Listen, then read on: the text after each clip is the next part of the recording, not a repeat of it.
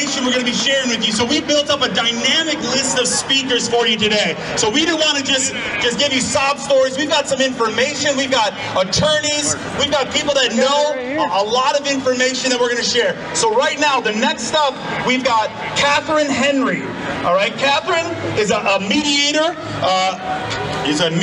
Restorative justice facilitator, and attorney. She has her own law firm, Katherine Henry PC. She also works with the Great Lakes Justice Center. She has worked in the legal field for about 19 years and is licensed to practice law in the state of Michigan, Saginaw Chippewa Tribal Court, Eastern District of Michigan Federal Court, as well as the Western District of Michigan Federal Court, and the U.S. Supreme Court. So please help me welcome Katherine Henry. She turned blood red in World War II.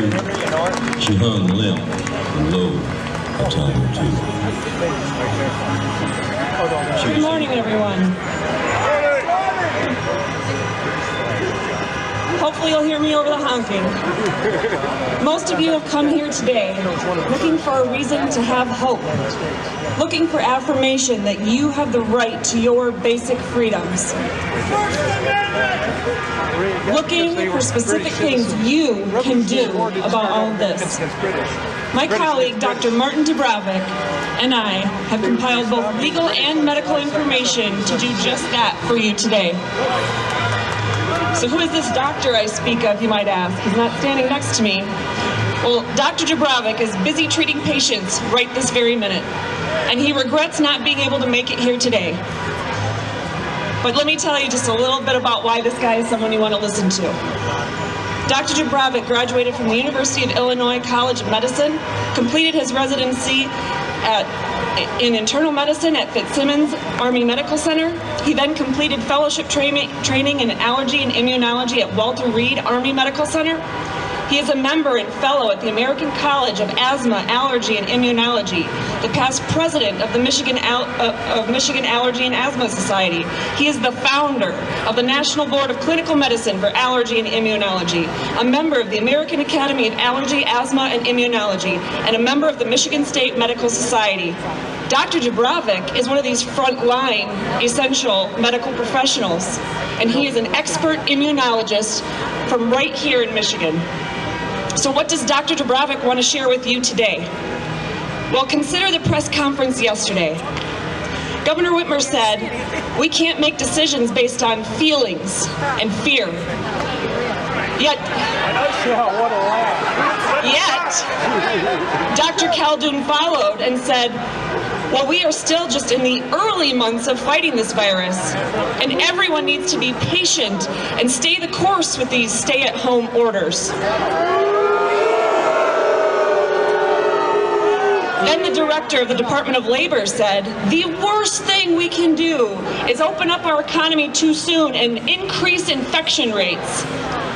The governor then said, we are nowhere out of the woods, and it is in everyone's interest to avoid a second wave at all costs. Recall!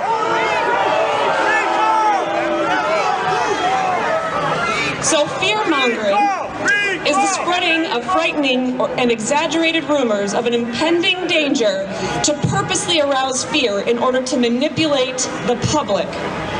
Well, the statements we heard yesterday and the ones we've been hearing from them for weeks, that sure sounds like fear-mongering to me.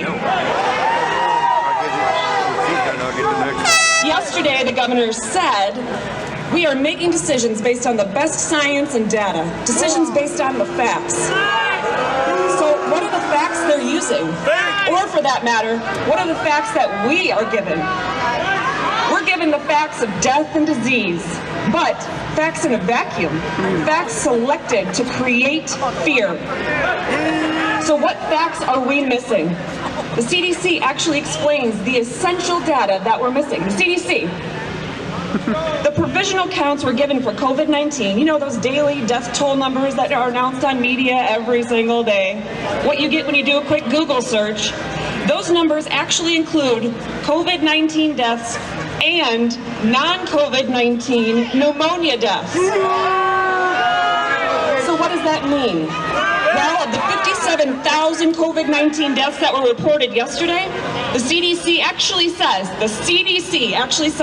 that only 33,513 were actually COVID-19 deaths. The other ones just being non-COVID-19 pneumonia deaths. Wow. Dr. Dubravik and I realize that alone significantly changes the numbers that we've been given. But that's not all. The World Health Organization requires all member states to use what are called ICD codes for medical diagnoses and specific formatting and regulations for death reporting.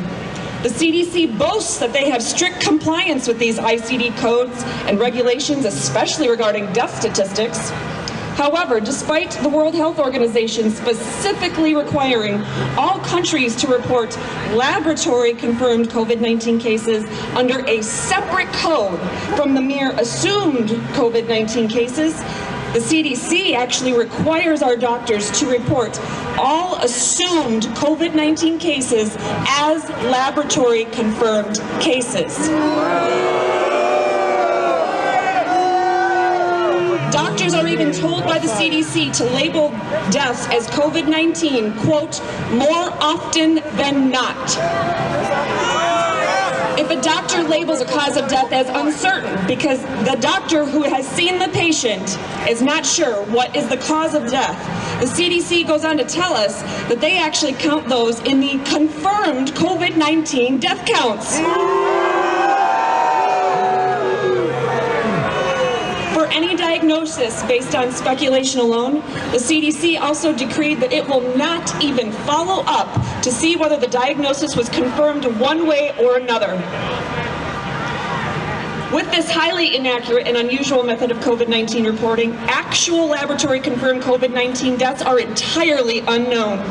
Given all the CDC directives for over-reporting COVID-19 as the diagnosis, it is realistic to extrapolate a true COVID-19 death toll to be closer to about half of those reported, or only about 16,800 deaths nationwide. So what does this mean for Michigan?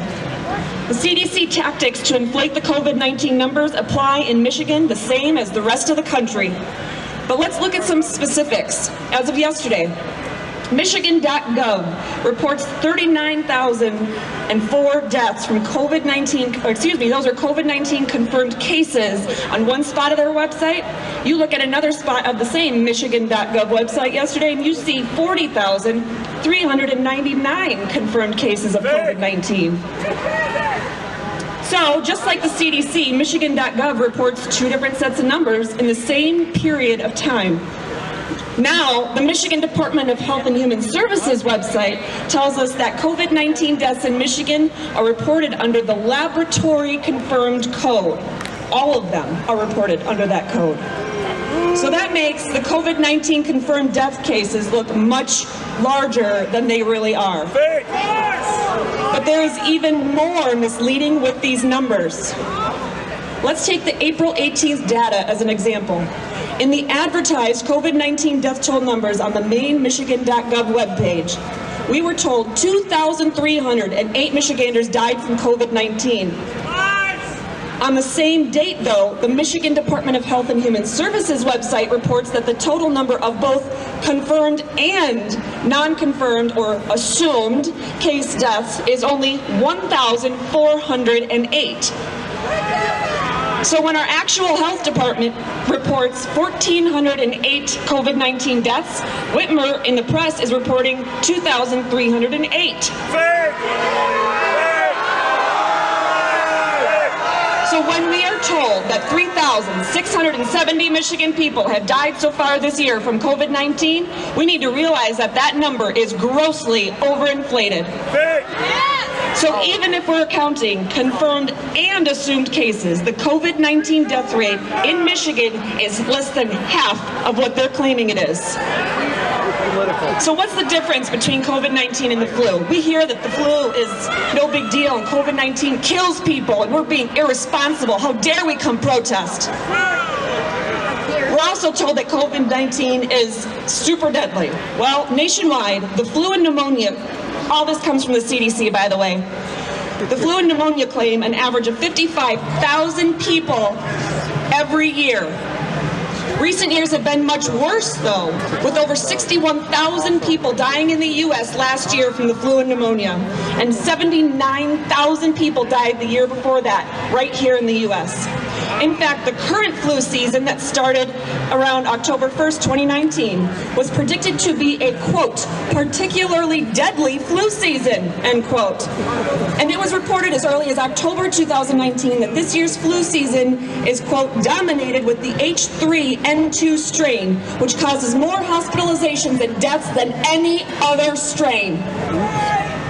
Indeed, flu and pneumonia deaths this year are reported by MDHHS far surpass the number of COVID-19 deaths right here in Michigan. The flu, like COVID-19, is much more deadly for the elderly and the immunocompromised, with 84% of flu deaths being in individuals 65 years of age or older. Both the flu and COVID-19 are more deadly in minority populations. The main difference is actually that the flu, according to the CDC numbers, is actually 55 times more deadly than COVID-19 in children. But we're not afraid of the flu. COVID-19 and the flu are transmitted in largely the same ways. According to the CDC, COVID-19 and the flu have largely the same symptoms: cough, fever, chills, body aches, headaches, and the sore throat. And while we're comparing, so far this year in 2020, heart disease has claimed more than 5 times the number of lives as COVID-19 right here in Michigan, according to the Michigan Department of Health and Human Services. Cancer taking almost twice as many lives so far as COVID-19, with COPD and stroke also killing more than COVID-19. So what should we do about COVID-19? Do the same exact thing you would do for the flu.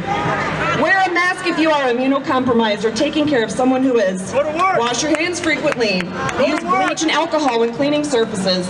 Unlike with the flu, the U.S. Department of Homeland Security has actually found that direct sunlight, heat, and humidity are very effective at killing COVID-19. So go outside.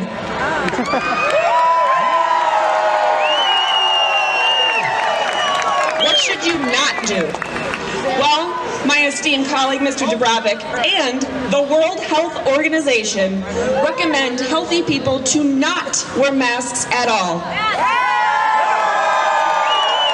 In fact, they describe it in much more detail why on the WHO's website. And healthcare workers should stay away from cloth masks.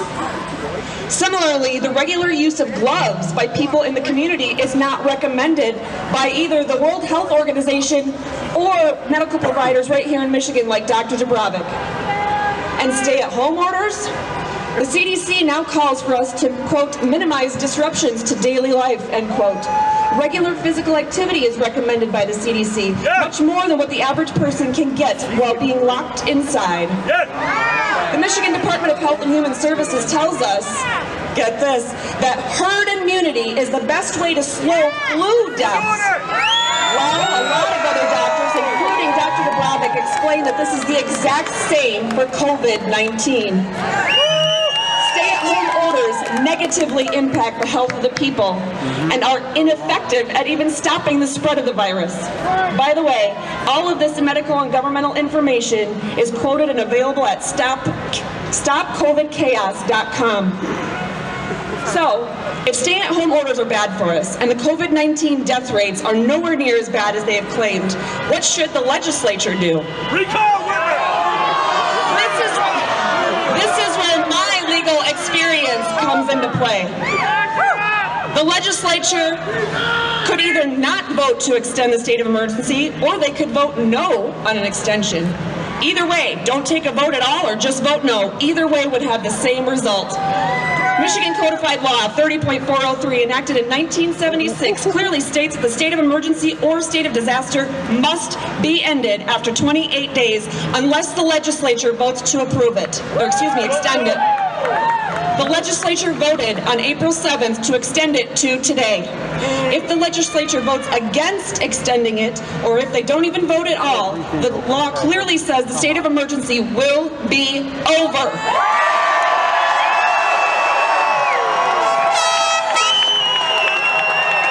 This means that all of the the executive orders issued so far in 2020 will immediately become null and void. This includes the stay-at-home orders, the orders restricting non-essential medical and dental treatments, the order releasing prisoners early, the order extending FOIA deadlines, the order restricting access to loved ones at care facilities like nursing homes, the order cutting off kids in juvenile detention centers from their families and support services, the order closing movie theaters and gyms, the order limiting restaurants to takeout service, all of it. But the governor said yesterday that the state of emergency is over when she says it's over, regardless of what the legislature does. She certainly did say that, but that's not true at all. The older part of our law, MCL 10.31, enacted in 1945, does not specify the 28-day expiration. So Whitmer has claimed that she can rely solely on this statute and circumvent the need for legislative approval for extensions to the state of emergency. However, this is not how our laws work. Our Supreme Court here in Michigan has explained that, quote, all statutes relating to the same subject must be read together, even if enacted at different times, end quote. If Whitmer were allowed to create an executive order where MCL 10.31 is followed and ignore the requirements of MCL 30.403, then that would mean she gets to pick and choose which laws apply to her actions. She clearly has no authority to do that. And when asked this very question in the press conference yesterday, she never even answered how the law would actually allow her to do that.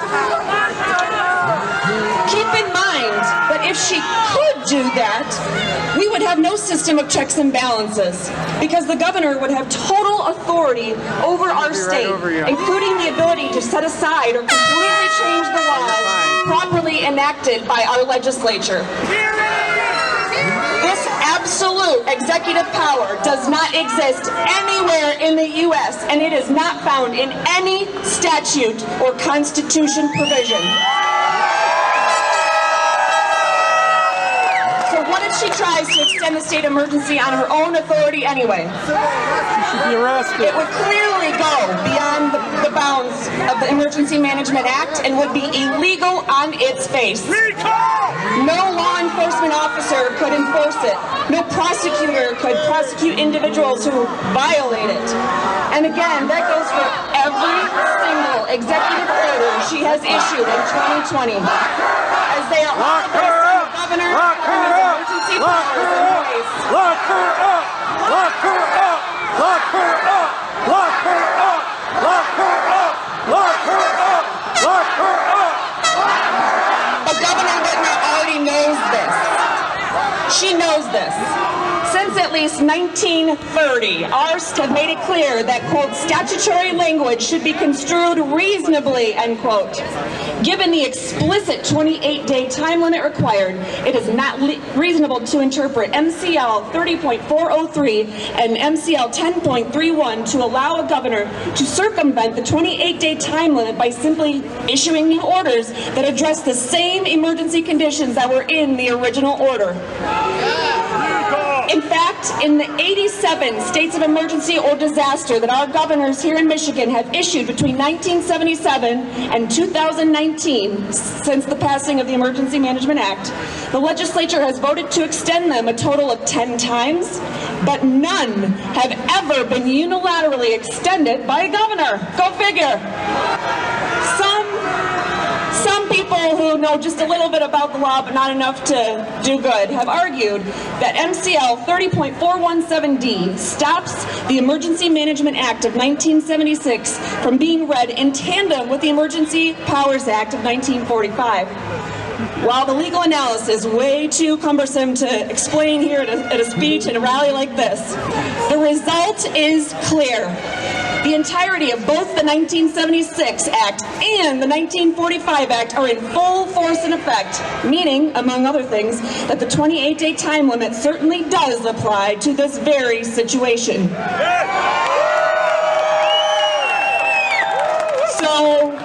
hope.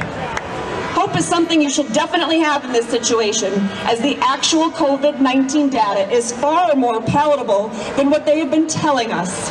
And the laws we have for states of emergency clearly protect us from governors gone wild. I, among others here, am here to tell you that yes, you do have a right to fight for your inalienable rights. God gave you those rights, and no governor in the U.S. can take them away.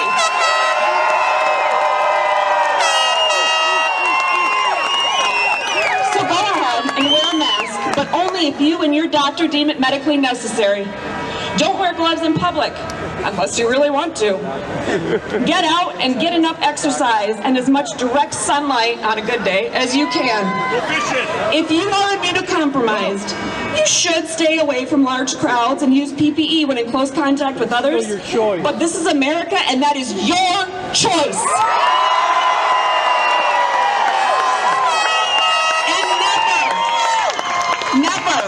Like my friend Audra, never be afraid to peaceably assemble, petition your government for a redress of grievances, attend public government meetings, or go in public showing your face without a mask. Thank you, everyone.